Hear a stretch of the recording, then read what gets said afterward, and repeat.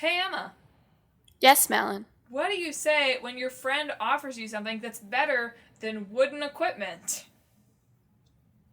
I don't know. What do you call it? No, what do you say? Oh, sorry. What do you say? Man, that's 2 weeks in a row. Metal Gear Solid!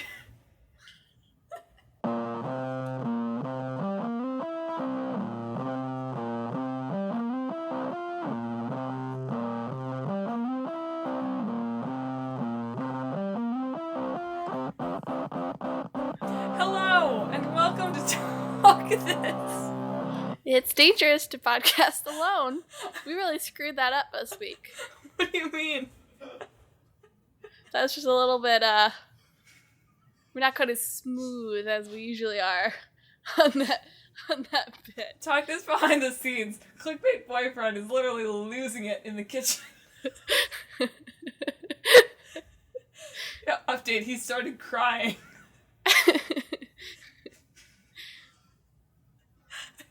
Anyway, I think it's my best I'm joke Emma. ever. I'm Madelyn. And welcome and goodbye, because you're probably leaving now. That's been our episode. Thanks for tuning in. See you next week. Just kidding. No. Welcome to Talk This. It's dangerous to podcast alone. We're Madelyn and Emma, and thanks for sticking around if you made it through that joke. Yeah.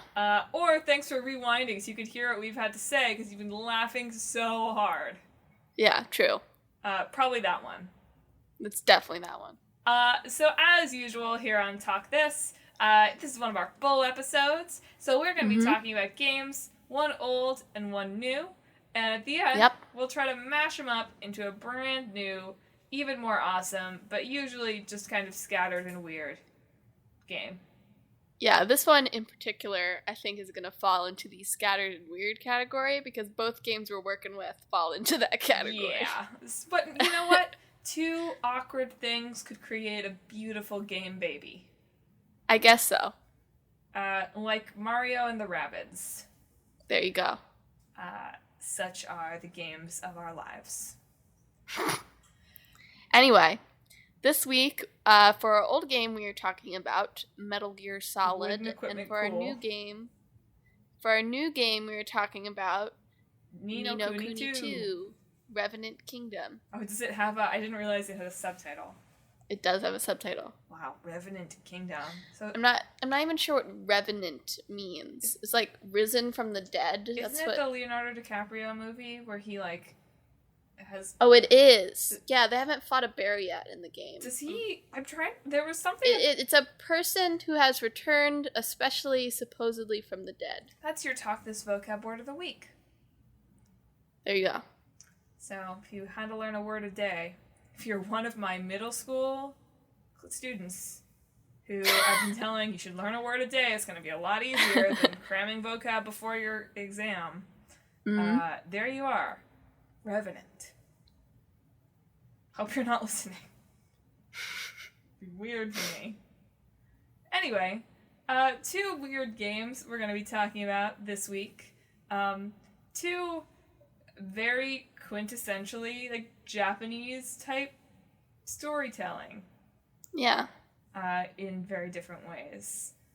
Yeah. So I guess we'll just jump right on in. After that joke, no further preamble is needed. Yeah, I feel like I don't even have to really talk about it. I feel like I summed up the game. We're starting with Metal Gear Solid. So Metal Gear Solid, even if you don't play video games, you've probably heard those three words together. Yes. It's one of the most classic video games of all time.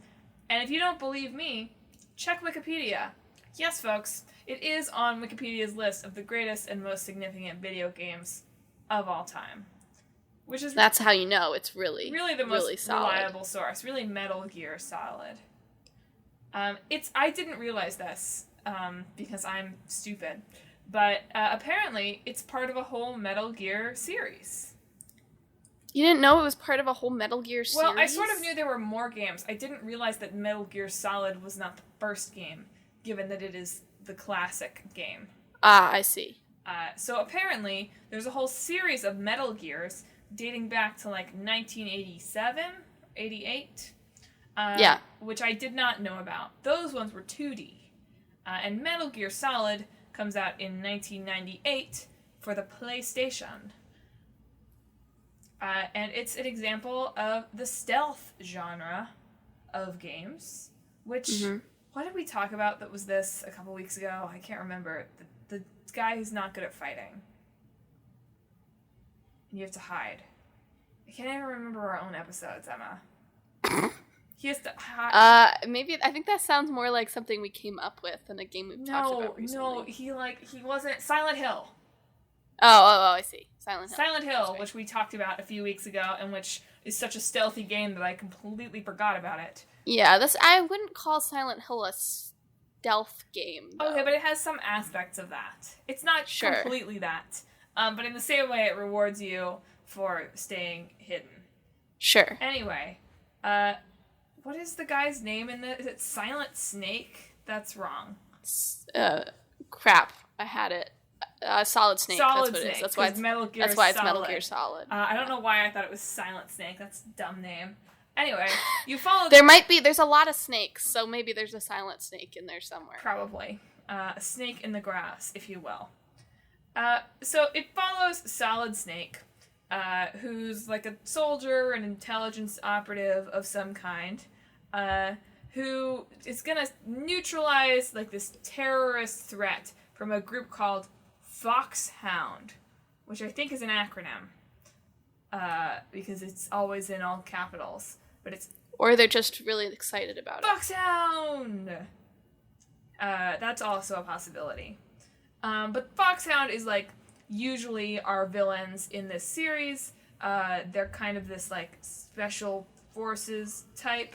And originally, they're like a Black Ops kind of thing. And so Solid Snake is trying to, like, shut down this terrorist operation from them. He's got to free hostages, he's got to free, like, the president of some company, he's got to confront the terrorists, all sorts of general hero stuff. And the way you do that is not as it would be in 2018 with a combination of open world exploration and first-person shooting, but instead mostly through stealth. You can fight enemies, yes?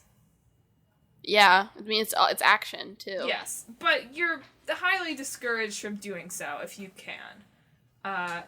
You're meant to try to, like, sneak in and not call attention to yourself, and if you do, they try to kill you. Much as they would. Oh, wow. There's, like, a whole system of, like, levels of alert, right? Which we see in lots of games, but that they really pioneered. The infiltration mode. And that sort of thing. But it's one of the most lauded, most famous video games of all time. And, you know, despite that, I still knew next to nothing about it before I did any research for this episode. So that shows you how well video game history is taught. I don't know, am I doing any jumping off points about Metal... Have you played any of these games? I have not played any of Metal Gear, but... I mean, you sort of have to be aware of it just because Kojima, who is the mastermind behind basically the whole Metal Gear series, particularly from this point onward, because he's such a huge name, he's doing Death Stranding right now. So, like, this was when Metal Gear was when he was working with Konami, and they continued making Metal Gears without him, or rather one that was really poorly received. So Metal Gear is sort of his little baby crazy nonsense brigade, which is kind of how I think of most things that Kojima does, which isn't a bad thing, I should mention. It just, that's what he is. If you've watched the trailers for Death Stranding, that's about it. That's about Kojima for you. I have not watched the trailers. We've talked about Death Stranding a ton on this podcast, Madelyn. Are you pranking me right now? No, I'm not. It's the one with the guy from The Walking Dead in it. Emma, I have literally no... Dead whales? No. Okay, we have definitely talked about Death Stranding on the podcast before. Okay, I don't know why Madeline is pretending. Maybe on your other podcast, because I have known with your other sister. But he was also, I think part of the reason he left Konami is he was planning to do a new Silent Hill that he released like a whole demo for with this Walking Dead guy. He plays the one who plays Norman. I don't remember what his name is. Norman. We'll call him Norman. Or is it Norman? I don't know. The one who plays Daryl. Sorry. Maybe his name is Norman. I'll look it up. Keep talking. Okay. Or not the one who plays Daryl. God, I don't watch The Walking Dead, okay? I know he's from The Walking Dead. But he was planning to make a Silent Hill reboot, and they released a demo, and it was super, super well received, and then it got canceled for reasons. I don't know. So it is Kojima Norman. left. Norman Reedus is his name. I don't know what he plays on Walking Dead, but his name is Norman Reedus, which, what a name. Mm-hmm. But, yeah. So, I mean, the Metal Gear series is a complicated story to rival the most convoluted of Japanese games. Put it that way. Metal Gear Solid itself is actually one of the later ones in the timeline, which is interesting. That especially since he numbers them anyway, so it's like Metal Gear Solid 5 is like many years before the original Metal Gear Solid. And just for noteworthy, this game takes place in 2005. Yes. The future. Yeah, the latest it goes so far is 2018. So, the one that Platinum Games worked on. Metal Gear Rising: Revengeance. Yes. What a title. Platinum Games, that's a very different kind of Metal Gear, I'm pretty sure, because Platinum Games is very well known for very frantic combat, which is not what you would associate with a stealth game. Yeah, not at all. But you control somebody else in that, so that's probably why it's different. But that's the latest it goes, and then the earliest it goes in the timeline is 1964. You know, you control Snake and run into Solid Snake throughout his many years of life. Jeez. At different ages. 40 years of spy, operative stuff? 50 years. Oh, does he show up in the 2018 one, too? I don't know. Well, I'm saying 50 years of spy operative stuff. That's generally a long, you should be able to retire before that. You've definitely, let's assume, to be a spy, you need some level of collegiate training, right? Most people retire. Well, is that true anymore? I don't know. But theoretically, you're able to retire at age 65. Assuming that there's some kind of spy training after normal collegiate education, 40 years should be enough time to hit 65. Apparently he is not in Metal Gear Rising, Solid Snake himself. But I mean, this is a series where there's a billion clones and crazy stuff's going on, and you think you're Snake, but you're not Snake, and everybody's named Snake, so who even knows what I'm talking about when I'm saying Snake? Wow, you know what this reminds me of? Yeah. Let's throw in one more Ansem. That seems fine.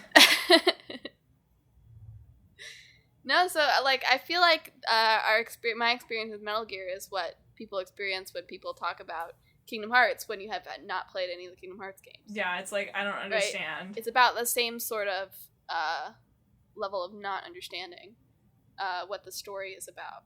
Even though you can appreciate, people really love this. You know, it's one of those things people really love this. I should get into this. Although I don't think that Metal Gear has made itself quite as accessible as Kingdom Hearts has. Or at least, they're definitely not collections on the PlayStation 4 that I can grab. Yes. And they've, Metal Gear Solid was, the most recent good version of it. Good game, right? What do you mean? What was the most recent Metal Gear game that was, worth playing? People liked Phantom Pain. That was Metal Gear 5. When Metal Gear Solid 5. do you know when that was released? A couple years ago. Oh, okay. So far, I was gonna say like, oh, but like the good game was like released in the 90s. No. The problem is, I feel like for stuff that was released on the PlayStation 1, much of it has just not made the leap. I guess so, yeah. And probably rightfully so. You know, I can't imagine that the graphics to Metal Gear Solid hold up especially well. Sure, but that's why you do revamps. Yeah, but he's not with the company anymore. I mean, that's true. That doesn't mean they couldn't, like, just upgrade the graphics for what they have. But you're right. And they possess the Metal Gear rights. Yeah, no, you're totally right. I just think, I don't know, if it's like the baby of a guy who doesn't work for your company anymore. Well, they haven't shown very much respect for him to begin with. So yeah, that's fair. I don't mean with Konami. Respect. I mean, like, do you really want to revive this idiot, like this dumb, I keep trying to say words that are not appropriate for Talk to Us, this like dummy's baby? Like, do you really want to revive it when it was like his brainchild? Like, wouldn't you rather? Well, like I said, they've made a Metal Gear since he left. I know that. But going back and like, it's one thing to make your own game in the existing franchise. It's another thing to go back and create like a lovingly memorialized version of the game for PS4. True. So I could understand why that would not be appealing, particularly for someone who, I don't know, did he leave Konami on like super good terms? I don't believe so. Yeah, that's what I thought. So I get it. Especially since, you know, it takes place in 2005. All these games, I feel like it's stupid to set your game in a future that is like less than 10 years later. Unless you're trying to make a point with that. I guess. But and especially nowadays when you set something into the future, like our rate of progress is so much faster now that, like, honestly, in 10 years, who knows what the world will look like, right? Mm-hmm. Whereas, like, in 100 years, like, who even has a freaking clue what the world will look like? Well, then just don't give me a year. Just be like, it's the future. I don't know. I feel like it feels kind of like, in some ways, it's like it feels a little silly for me to be like, oh, it's 2005. Like, even though 2005 was fully 13 years ago. I mean, you know, we still read 1984. I know. I was just thinking that. I know.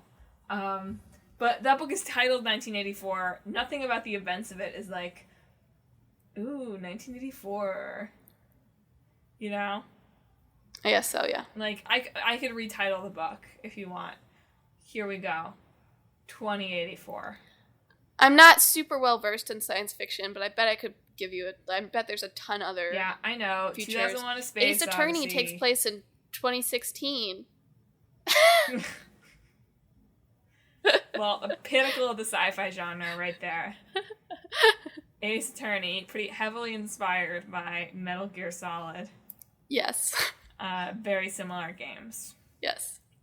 But one of the things that, this is slightly off topic, but while we're talking about future in games, one of the things that does bother me a little bit about Detroit Become Human, which we've been talking about and which just came out, is that it's set like 10, 15 years in the future, something like that. And beyond the fact that Android technology has somehow pervaded into all aspects of life, it's not a future that looks any different than now. Right. Which doesn't make sense. You know? If you've got robots running everything, it doesn't make sense that everything else is the same. Yeah. But except for the fact that apparently, like, the U.S. government doesn't care about monopolies even a little bit anymore. And, they're somehow functioning at, like, they keep mentioning, like, 38% unemployment rate. I'm like, this is not a country anymore. It's not a functioning country if you have 38% unemployment rate. What's our real unemployment rate right now? Like, I know that it's dropping. It's, like, reached the lowest level it has in years. But, like, what is it, you know? Because people disappear from those numbers. Sure, but we don't have 38% I know. unemployment. I know. And that's the reported unemployment without the people disappearing from the numbers. Yeah, I know. Right? So it's probably higher than that. Maybe they've changed their way of counting it. Sorry, this is totally off topic, but I do think it's definitely challenging to try to set something in the future, especially if you want your sci-fi game to say something about society, which a lot of sci-fi does say. Right. About, like, their purpose is to say something about society and where society is headed, or any game set in the future, right? Or like Metal Gear, which people like it for, its story and stuff, or there's just a bunch of clones running around doing clone things. Clone-y clones. Stealthily. Cloning it up. But yeah, Metal Gear Solid has always been a game series that I've wanted to get into, but I don't feel like I have access to. Oh, well, you know what? They did make a remake of this game for GameCube in 2004. Well, great. That definitely makes it accessible. You missed the boat, Emma. Darn, what was my 7-year-old self doing? Seriously. Wow, here's a poll quote from PlayStation Magazine. The best game ever made. Unputdownable and unforgettable. IGN. Wow. Closer to perfection than any other game in PlayStation's action genre. Beautiful, engrossing, innovative in every conceivable category. Wow. The reviews are glowing. Although GameSpot thought it was a little bit comical how easy it was to avoid being seen. Sure. But still, their critique is more of a work of art than an actual game. Which interesting. Is pretty light criticism there. It's especially interesting of, like, considering something with as much gameplay as Metal Gear Solid being back then was like, this is a work of art, not a game. Yeah, I know. And now we've stretched that definition even further of, like, what is a game and what is work of art. It's like, we're just clicking on things. I will say, though, that unfortunately, it lost in the category of Outstanding Achievement in Character or Story Development at the Academy of Interactive Arts and Sciences in 1998 to Pokemon Red and Blue. Ah, well, you can't compete with Pokemon Red and Blue. Yes. But that's so interesting that those two games would be up against each other. I don't know. Uh-huh. But it is, and every time we talk about like a old game, I feel like I bring this up, but I'm going to bring it up again. It is such a shame how difficult it is to preserve video games. Yeah. Like, Metal Gear Solid is undeniably a classic. It's ranked everywhere as the best PlayStation game ever, not only of the year, but, like, literally for the system. Yeah. And, like, even just the demo had more to it than most full games. It's, like, number 7 on a list of most influential video games of all time. It's in all these top 100 video games of all time. All over the place. And books and movies and whatever that are artwork that are ranked as, like, not that there's, like, a rank of the 100 best pieces of painting, but whatever. I'm sure there is somewhere on the internet. Sure. Not one that any art critic would take seriously, I imagine, but still. But, like, these things are readily accessible. 100 best albums. iTunes has them all, you know? Mm-hmm. Like, we can get to old things for any other category of art. The New York Times just did, like, 25 best plays in the past 25 years. And, like, all of those, like, the reason I saw it is that I follow, like, play publishing companies, and they're like, we published 15 of these. To be fair, though, there is, like, you're only getting half a production when you read a play. Fair. So, like, you can't have, like, that's also difficult to preserve, of, like, 10 best productions of all time, right? Sure, and that's the nature of live entertainment, right? 10 best concerts of all time. Even if you have preserved it in some way, it's not the same as being there, of course. I'm with you there. But, like, even if we were going to say, like, okay, sure, like, yeah, reading the play is not the same, even just, like, getting your hands on a copy of, like, the disc of this, I have to imagine, is not that easy. Let alone having a PS1 to play it on, and a TV that can still work with a PS1. Yeah. I'm sure somewhere there is a museum of video games already. But we went to the Museum of the Moving Image. Yeah, but I'm sure there's someone out there who collects video games. I'm looking at it. There's a National Video Game Museum in Frisco, Texas. There's a National Video Game Arcade in Nottingham, England. There's a Huis ten Bosch Game Museum in Japan. There's one in Seattle. There's a Museum of Soviet Arcade Machines in Russia. This is all well and good. Oh, there's a Video Game Museum of Rome. Oh, I'm gonna have to go. Wait, I'm like not even joking. I'm gonna have to. But see, while it's not readily accessible, like it's somebody out there in the world is already collecting and curating video games. It's some rich person's hobby. It already is. I get that. However, for every other genre of art, not only are there rich people curating this, but it's available to everyone. Sure. And I realize it's much more complicated with video games. And also it's the newness of the technology. Sure. Like DVDs, for a while there were no DVDs. You would have to be able to go to a theater and see a movie. Right? True. There was no Netflix a while ago. Without that, like lots of TV and films would be much less readily accessible. And those are relatively new inventions. You're absolutely... And video games as an entire concept is a relatively new invention. So they haven't gotten to the point where they can start really preserving and making it possible for old things to be new in that way. I guess you're right, because I'm thinking, I was like, what else is new and is art-ish? And I'm like, I know there's the same issue with, like, any kind of, like, history of the internet, right? Is, like, things disappear. Like when... What is that photo hosting site? Flickr. No. The one that... Instagram. Is it Photo... It might be PhotoBucket. I can't remember. But there's one that, like, it hosted a lot... Like, it used to be a very common image hosting site used around the web. Yes. And now, like, you mostly don't need to do that for, like... Because you're, like, working through site builders and whatever. But when they decided to put all of their stuff kind of behind a paywall now... Did you hear about this? Is this ringing a bell? No.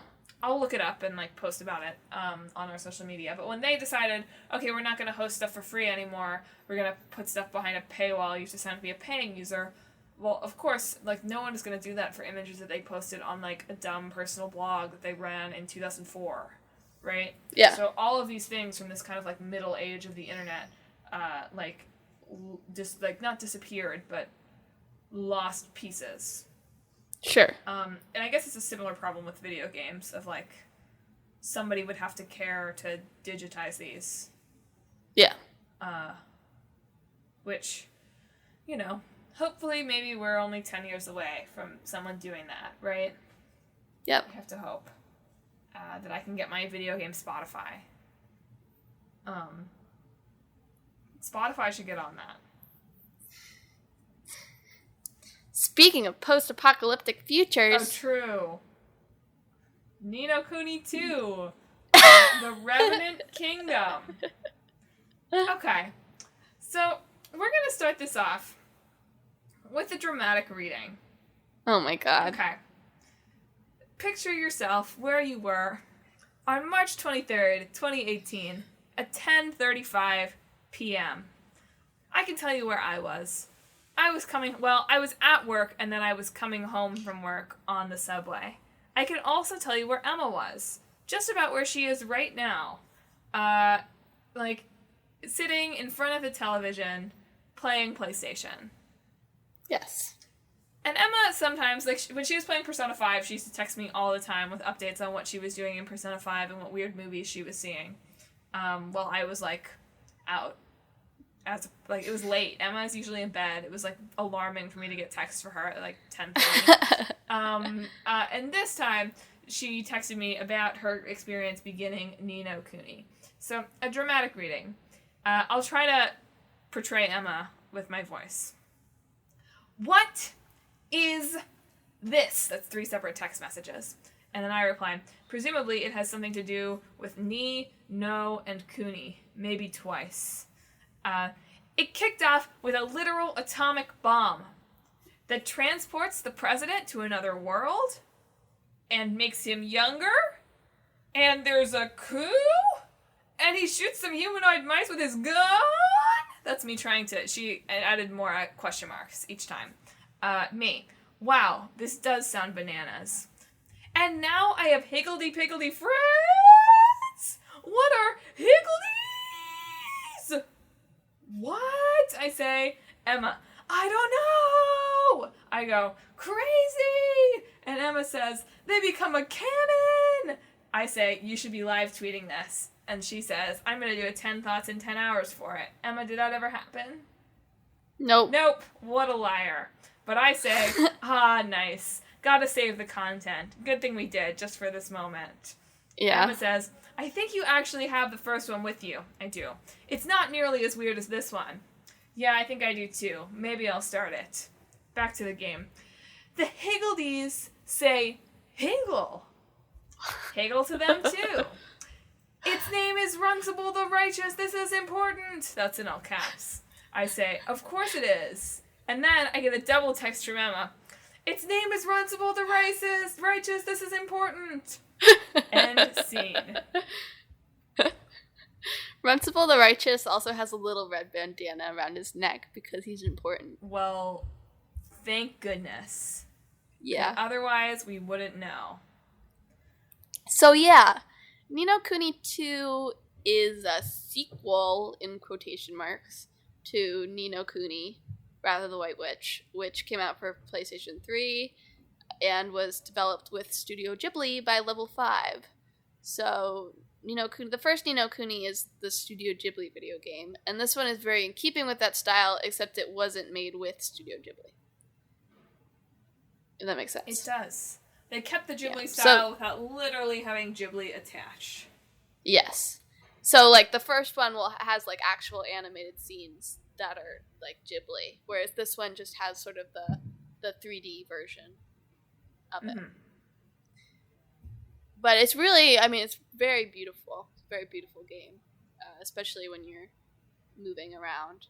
There's, like, a little bit of, like, too much talking head stuff, but, like, they're very bright and colorful and nice to look at, so that's still fine. But yeah, you sort of play as the president. You can play as the president if you want to. Of the United States. President Roland. Roland. It's not, like, explicitly stated that it's the United States, but it's the United States.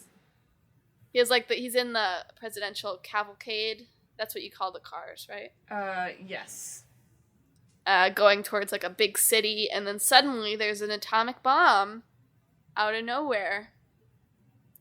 And then the president is transported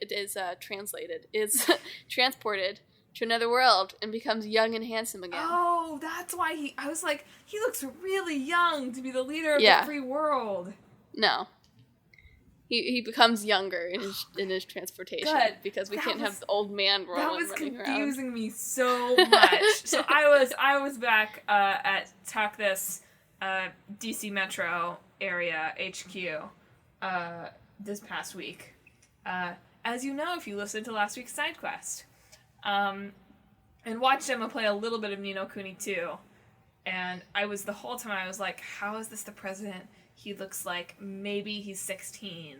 Like he looks older than 16. Yeah, okay, that's fair. He's an anime, like a cartoon character, so sure. But so you, Roland, are put in the middle of Ding Dong Dell, where you're in Evan Pettiweska Pilgrim's room, sure. who is the cutest little cat child to ever exist. And you have to protect him from a coup that the mouse people are throwing, because his father's just died and he's supposed to ascend to be king that day.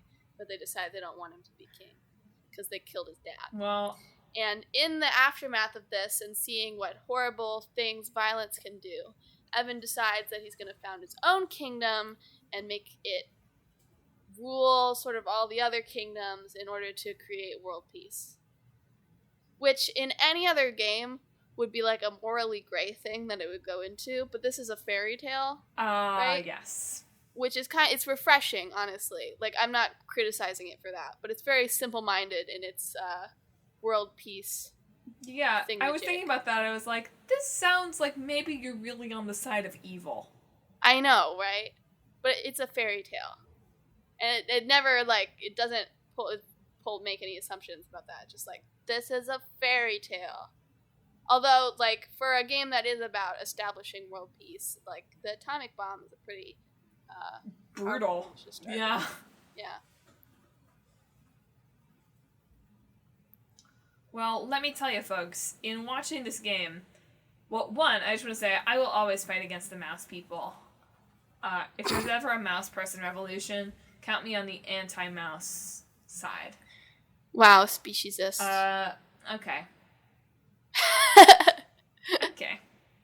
2, watching this game, I had no idea what was going on. She sort of dropped in the middle of a scenario anyway. Yes. But I did feel like I recognized the characters because they look like the same, like, 7 characters that Studio Ghibli draws for all of their movies. There's, like... They do, don't like, they? Like, the cute little man, the child, like, the big guy. There's, like, an animal creature. No, Roland looks like the main male character in Princess Mononoke, is what I thought. Yes, I see that. But that character also looks like the main male character in most of their films. That's not totally Not true. Not totally true, but in many of their films. Like, I think he looks kind of similar to the guy from Castle in the Sky. But that guy has brown hair. Yeah, okay. Kind of similar. I'm not saying they're exactly the same. They're not hacks. I'm just saying that the facial shapes are certainly common. Sure. Not that that's a bad thing. This is not me. I'm not coming for, like, the most... She's coming for Studio most Ghibli. famous anime. She is here to destroy your childhood. Is Miyazaki retired or not retired right now? He's pretending he's retired. I thought he came back. And making a bunch of controversial statements. About what? Like, oh god, was he the one who said anime was a mistake? Oh no. I was like, Miyazaki... Come on. No, because I started. Just because some anime is not great does not mean that anime is. No, it's a troll quote misattributed to Hayao Miyazaki, according to Know Your Meme. Ah, thank you. I think. Well, that's good. I hope.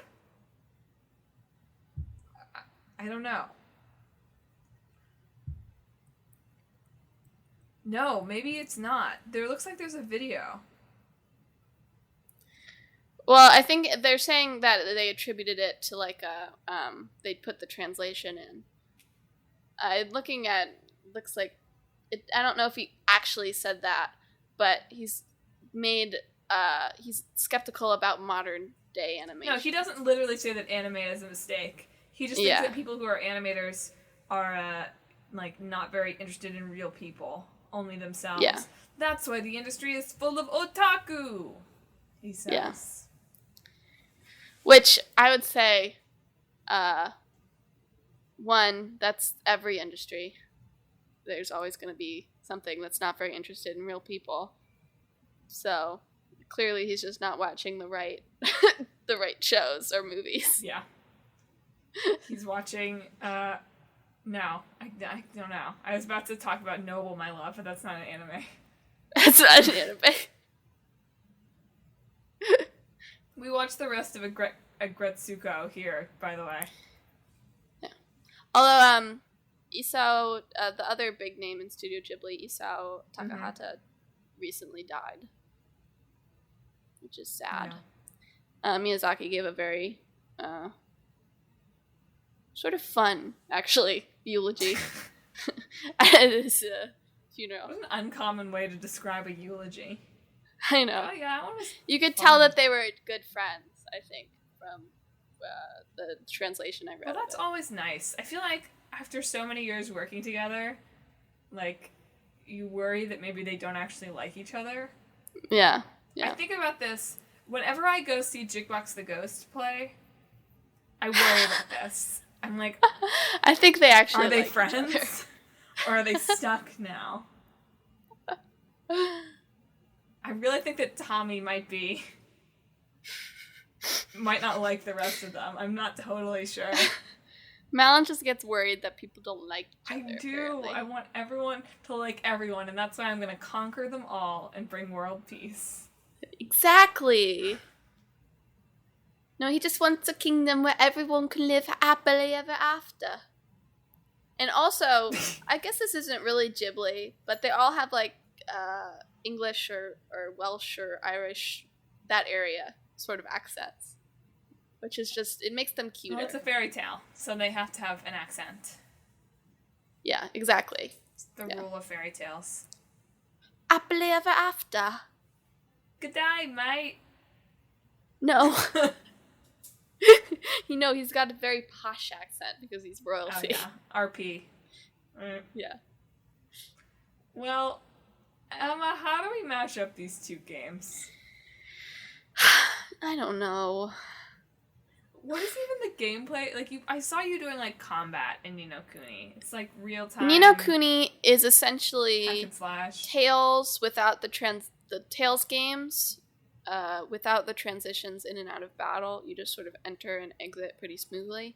But you enter combat, a zone is set up, you can escape by running against the circle, and it's real-time combat that you use different combos, and you switch weapons also. So it's very Tales-like, which is very different from the first game, which is really awful combat, honestly. Like, awful combat. Is the kingdom called Ni no Kuni? Is it like the kingdom of Ni no Kuni? Ni no Kuni translates to second country. Okay. As in, like, the parallel world. Gotcha. Okay. Is, I think, what it Here's means. my pitch. It's rough, so I'm gonna need your help to fill in, like, the actual gameplay. Because it's a video game, not a piece of art. Yes. Okay. Actually, it's both. Don't get ahead of yourself. Only when we have real museums, Emma. Okay. So, the year is 2023. Okay. The Second Kingdom. So we've conquered, I assume the game ends with him conquering everything and there's world peace. But I'm sure, yeah. It was evil all along. Oh my goodness. And now, our organization, which needs a fun acronym, but I don't know, maybe it'll be SMILE, and I'll figure out how to make that an acronym. That's the best way to do it. Come up with the acronym and then just fill in a bunch of it'll be nonsense SNAKE. to make it'll it work. SNAKE. That's the acronym. So it doesn't have to be literally SNAKE, but the acronym of our agency is SNAKE. Is going to have to infiltrate the government of this, like, peaceful kingdom. Evermore. What? Evermore. And overthrow them before his real plan is to drop another nuclear bomb and launch the president back to his world. They've got nuclear bombs in this world now? It's gotten really evil. Emma, it's the future. Okay. It's the future. It's not a nuclear bomb, okay? It's like it's a magic potion. Okay. With the effects of a nuclear bomb. That explodes. Yeah. Yeah. There you go. A magical Molotov, if you will. Okay. And so our job is to infiltrate this government and prevent this from happening, and also rescue the president, who is now being held hostage, along with the big guy and the animal creature, the Kingmaker. We have to steal the Kingmaker. Sure. And we do this through stealth. My No, God. you come up with the gameplay. Okay. I'm the story... Right, I'm the writer. You're the producer. So, there's a bunch of missions. It's a mission-based system. Love it. Right? You have your central hub, and then you go on missions. Like Fire Emblem? Yeah, sure. So you'll take a mission, you'll enter the area, and you have to either get information, or take someone important out, or generally sow discord. You know? So you have to sneak through areas to get to the assigned location, and you have to do that without drawing enemy attention. Which you do, you can fight your way out of it, but you take a lot of damage, and it's very hard to do this combat-wise, because they're all imbued with, the magical powers of magic. Yeah. Yeah. And all you've got is your gun. Yeah, it's a first-person shooter, so we're bad at it. Metal Gear Solid is a third-person shooter, though, Yeah, isn't but it? I wanted us to be bad at it. Okay. So you sneak in, and you do what you have to do, and then you gotta sneak out and deal with obstacles in your way as that happens. And as you gather more information and sow more discord, you're able to put together, like, a map of, like, the palace itself and the final way to get to who is now the cutest evil villain to ever exist, Evan Pettiwitta Pilgrim, and destroy him with your gun. Whoa, I don't think we should destroy the kid with the gun. I think there has to be a more magical way to do this. With your magical Molotov. Thank you. No, if we take away his kingmaker, he becomes good. Oh, I see. So it's really Lofty's fault, is what you're saying. Yes. I didn't know he had a name, really, but it's Lofty's fault. And if we can... And he's Welsh. If we can steal Welsh Lofty and take him to a secure location, we might be able to just preserve this peace. But then it turns out that Lofty has a clone. No! Named. And then it's Dofty. It's game 2. What's the title of this Tofty. game? Ni no Kuni 3. This kingdom's gonna be dead again. No. Something more elegant than that. But since Revenant is rising from the dead, has to be something that's putting the dead back in the ground. Revenant Kingdom, Ni no Kuni 3, Zombie Hunter, Ah. Zombie Kingdom Hunter, Zombie Kingdom Destroyer. Sneak around the zombie All these are great, kingdom. right? I really should have tried to make a Ni no Kuni joke. That would have been really masterful. Ni no Kune. Nice. Kunai. Anyway, that was a pretty good that's not a bad mashup. That's a horrible mashup. Nobody would take that game. A game where you have to infiltrate a magical kingdom? That Sure. would be fun. By Studio Ghibli. They sneak places in Ghibli. There's and if you fail, everyone gets turned into a True. pig. It's like Spirited Away, you're right. You're Yeah. right. It literally is Spirited Away. With magical Molotovs. We created Spirited Away, the video game. And people love Spirited Away. We'll throw a big There you food go. eating True, scene true, in true. there. It'll be great. It'll be a hit. Oh god, that pig scene messed me up as a child. As a child?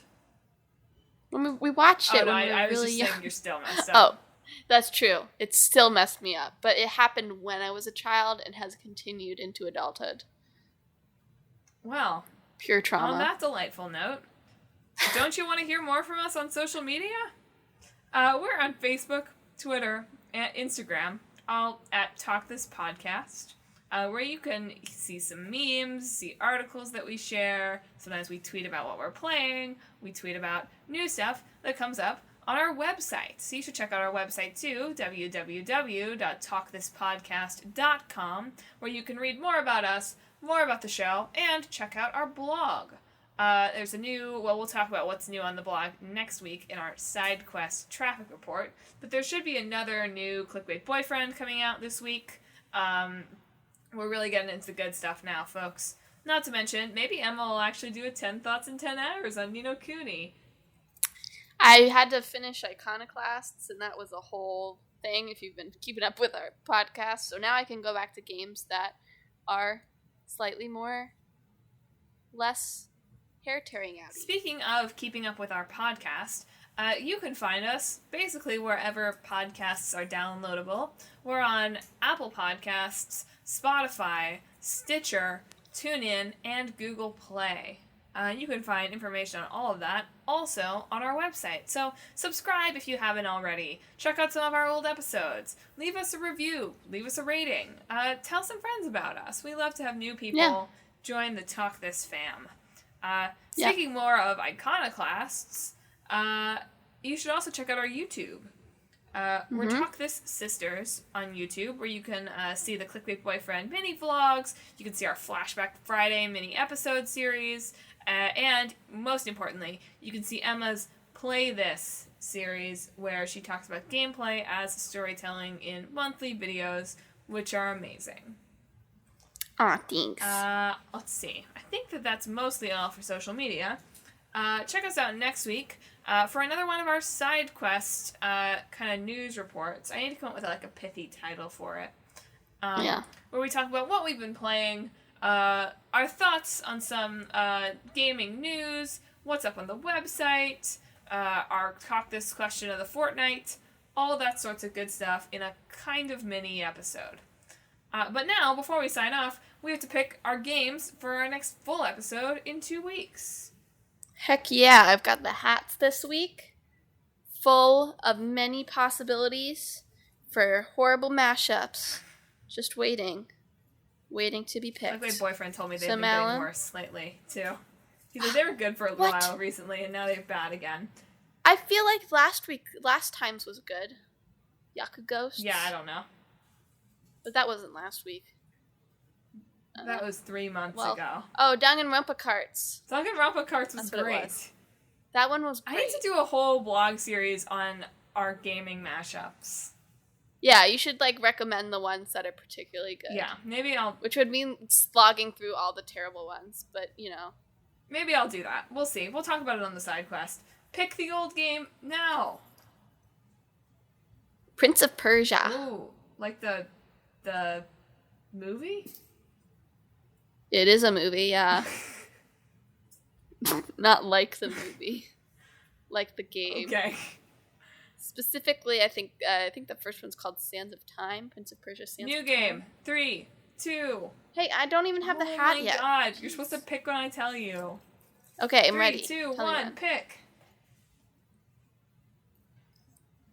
What Remains of Edith Finch. Oh man, that's gonna be a difficult mashup right there. That's gonna be awesome. Alright, well... Edith Finch remains on a quest to slash up things and save princesses. That sounds a lot like that game. So tune in 2 weeks where we'll talk about these 2 very different games and try to mash them together, and tune in next Sunday for our next side quest. But until then, Emma, do you wanna sign off today? I hope you have a very solid... Yes! I knew it!